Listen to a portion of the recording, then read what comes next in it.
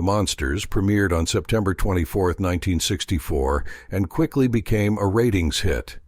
The comical antics of the childlike patriarch Herman and his unusual but not really scary family originally aired for 2 seasons with a total of 70 episodes. Since then, it has been on the air in some form, either in syndicated reruns. The series stars Fred Gwynne as Herman Munster, the Frankenstein-like monster and head of the family, Yvonne DiCarlo as his vampire wife Lily, Al Lewis as the grandfather, an elderly vampire, Beverly Owen, who was replaced by Pat Priest, as his niece Marilyn, and Butch Patrick as his werewolf-like son Eddie. The premise of the series is that the Monsters are a Transylvanian-American family living at 1313 Mockingbird Lane, in the fictional town of Mockingbird Heights. The recurring joke of the show is that this family of odd appearance and peculiar tastes considers itself to be an average American family. The series was created by the same team behind Leave It to Beaver. Joe Conley and Bob Mosher produced and wrote for this classic family sitcom, basing many of the storylines on their own home lives with 6 children. They used this same philosophy to create a comedy about a suburban working-class family that just happened to be made up of monsters. They didn't want the kids to be frightened by the characters, so they made Herman a typical working father who carried a lunchbox to work every day and gave sage advice to his young son. The mother was loving and attentive, though she served a hyena foot roast for dinner, and an elderly grandfather with a lab in the basement lived with the family as well. All in all, it was a nice, pleasant representation of American life. The choice of monster characters was strictly intentional and royalty-free.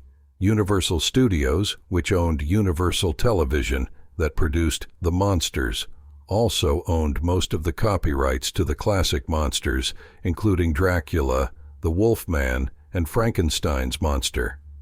The studio had been airing its old classic horror films on television since the 1950s, finding that there was still an impressive audience for such films decades later.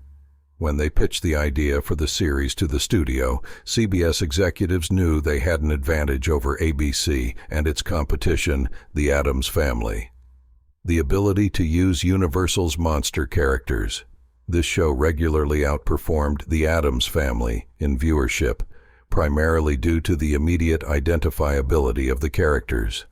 The role of Marilyn was played by 2 different actresses. Beverly Owen, based in New York, played Marilyn in the first 13 episodes, but was desperately unhappy working in California because she missed her fiancé, who was on the East Coast. Fred Gwynne and Al Lewis intervened on her behalf and talked the producers into releasing her from her contract. She returned home, got married, and eventually landed a role on the soap opera Another World, which was filmed in New York rather than California. The actress who replaced her was Pat Priest, who got the part in part because of her size. Not only was she blonde, as the brunette Owen wore a wig to play Marilyn, but Priest was the same height and almost the same measurements as the first Marilyn. This meant that all of Marilyn's existing costumes and props fit her perfectly, avoiding the need to spend money on new costumes once she was hired. Although Fred Gwynne would remember Herman as one of his favorite characters, he was often quite miserable during filming due to the various devices necessary to transform him into the lovable Frankenstein monster. He wore boots with 4-inch soles, and his body was covered with 40 pounds of foam rubber padding, which caused him constant back pain from the extra weight and limited flexibility he had while wearing the footwear. Herman's wife, Lily, was originally named Phoebe and was also played by an entirely different actress. In the unaired pilot, Mrs. Munster was played by Joan Marshall. But when the show was approved as a series, CBS executives became concerned that Marshall's appearance and on-screen demeanor were too similar to Carolyn Jones' performance as Morticia Addams on rival network ABC. They then decided to change the role and, with the new actress, came an entirely new name for the character. At first, the new Lily was not well received by her fellow cast members. Fred Gwynne and Al Lewis were not happy when they learned that Yvonne DiCarlo had been hired to replace Joan Marshall. They had never met the movie actress, but were intimidated by her reputation as a Hollywood glamour queen. Her husband had become permanently disabled. He was a stuntman working on The Conquest of the West in 1963, and eventually lost a leg from an injury received during that filming. DiCarlo took over the household, doing everything she could to support her family. By 1964, she was deeply in debt, and when she was offered the role of Lily, she was reluctant to accept it, feeling it was beneath her. But she had to put aside her feelings to provide for her family, and that's what she did. People wondered how this glamorous actress could succeed as the ghostly matriarch of a haunted house. She said she did it by following the directions she was given on set.